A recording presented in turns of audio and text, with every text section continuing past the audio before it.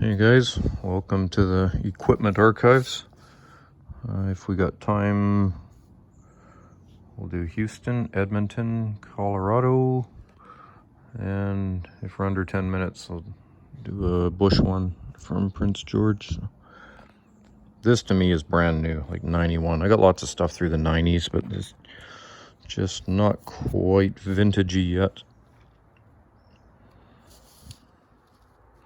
So this is how you learn about an area. Like, I've never been to Texas. I've been to Oklahoma, but I don't know. You just don't know what goes on totally in an area. But having grown up reading all this stuff, you get a good idea. So clearly just from that, you can tell they do oil down there, pipelining.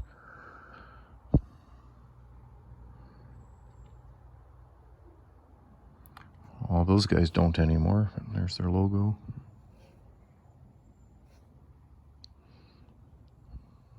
And see what else was coming up in the early 90s here.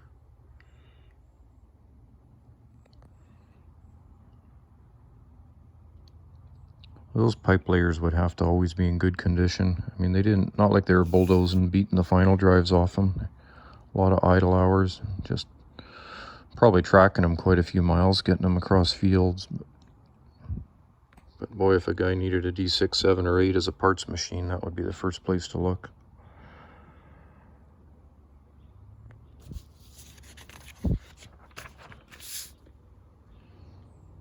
All right, Texas has got the brush screens on the side. Yeah, I like you guys even better. Everything is bigger down there and better.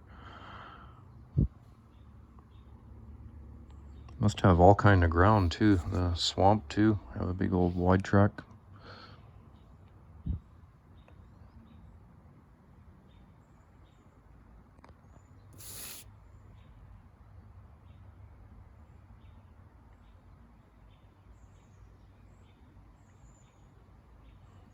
One log skidder. That'd be an IHC International. Everything of theirs was a pay loader, pay hauler, pay logger.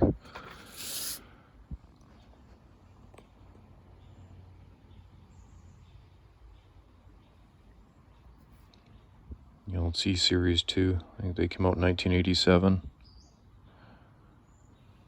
Or was it 80? No, 86 was still the full pointy cab, a sharp nose, the A Series.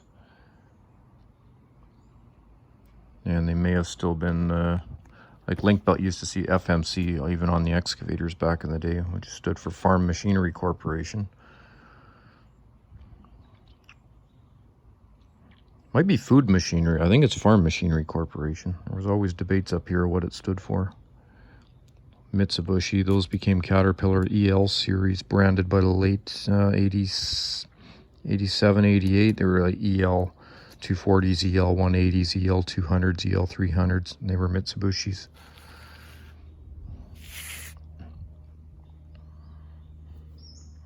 And you'd never see a backhoe up here without a full glass cab on it, like pretty much ever, unless it's like 50 years old. But with the amount of rain we get, even half of July, most of July here was rainy. I actually could almost envy a place where you didn't need all that glass around you. And Texas wins it again. That is awesome.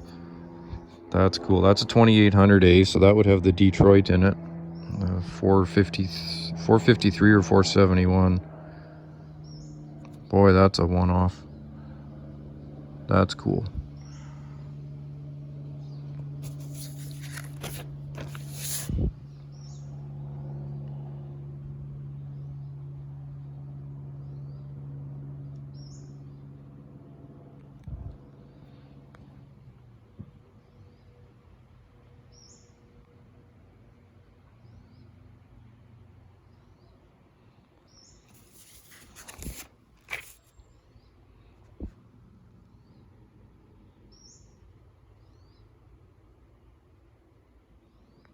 That's something you would have seen in BC here. The tree planters would use stuff like that for going across the frozen land or the mud to get tree planting crews or oil field stuff access.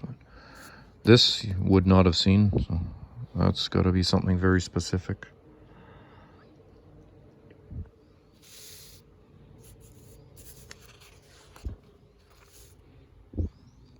Hey, good looking gear in Texas. 30 years ago. Hard to believe it's that long ago, 91.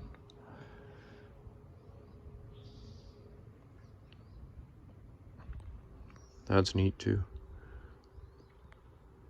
Though my guess is an old crane like that wouldn't have had much power on its own, let alone to move all that. So it had to have been all geared and Radicon down to get that. It's probably 180 to 1 gear reduction somewhere in that. I'm just guessing, because the normal tracks would never power that.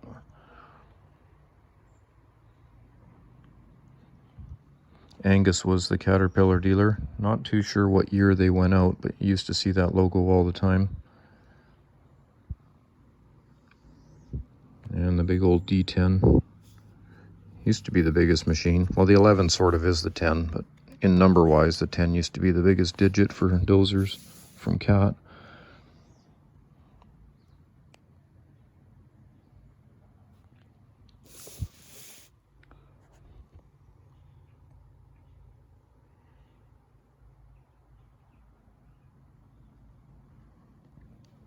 They were a smart-looking cab. They called it a cantilever cab. They sloped forward.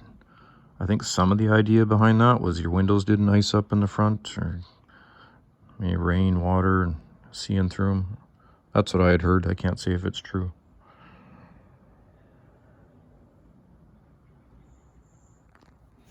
(1983). Just finishing up elementary school. 83, 84.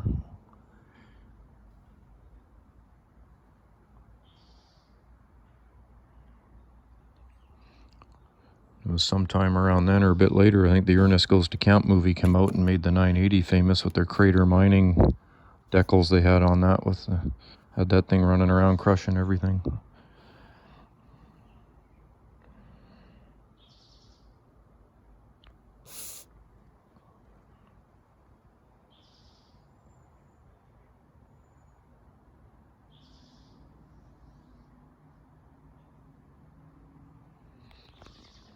And when a Volvo says 4x4, that doesn't mean it was like a scraper with only 4 wheels. That means the back axle was a tag and it wasn't powered.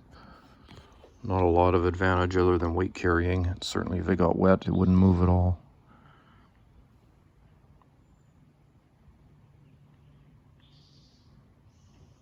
That's a neat historical lineup there. If it's hysterical or historical, good old link belts, big old Detroit powered ones. The 7400 is just monster. Neat, neat, neat.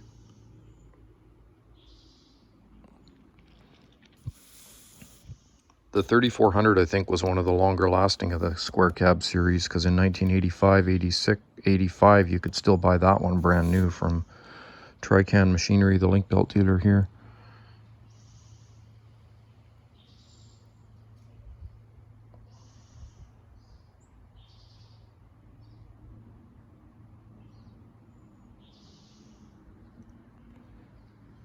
A Go Gator.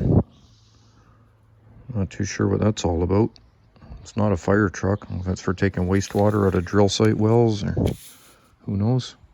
I'll go quick over these two, not too much here.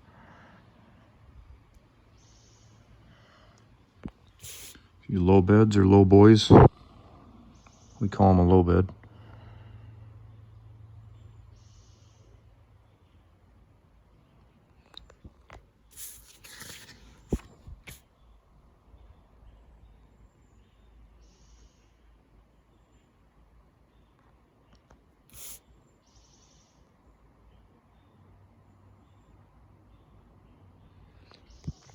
And I'm dragging my feet good enough to make up some time that we're not going to do the Prince George one.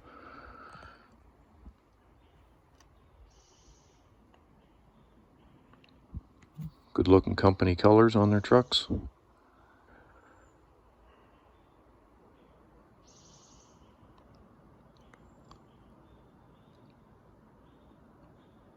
See, son of a gun. That company's still around. They do playgrounds and fields, irrigation, tennis courts.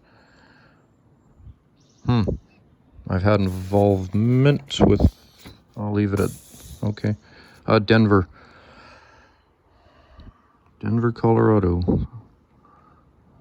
I'm guessing if you drag race, you got to set your carbs a little different for the lean altitude up higher.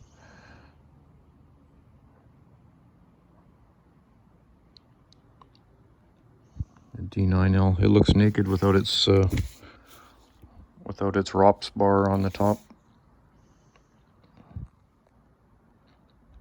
And the original and the 8 and 9Ls didn't have the center carrier. And Cat made good looking equipment through the 70s and 80s. Just nothing was plastic or rounded or Fisher priced about it. It was all business.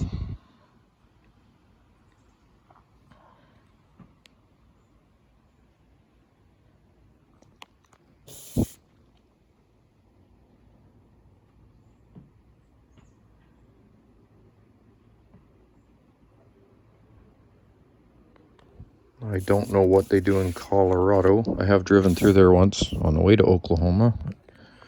Most of it was at night. I know they would do some logging. They got timber around there. Oh, brand new 988B.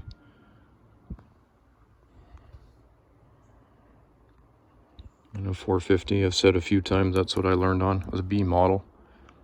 So my dad started with in 1971.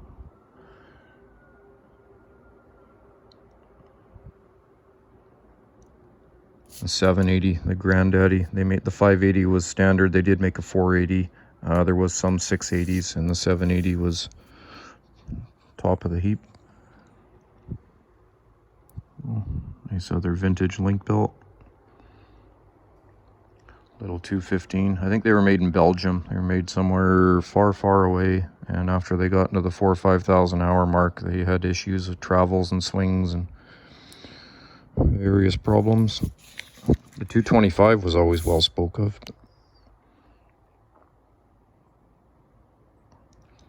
The Rago Rascal. They had the Rago Romper. A bunch of funny names. And last page.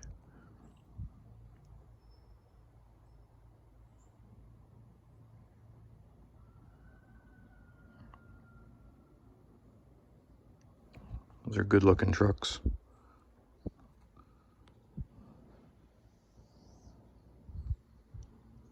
Auto car. They're very much like a Western Star here. The cabs look identical. For era 70s to 70s. All right, thanks for watching. I still got lots to go.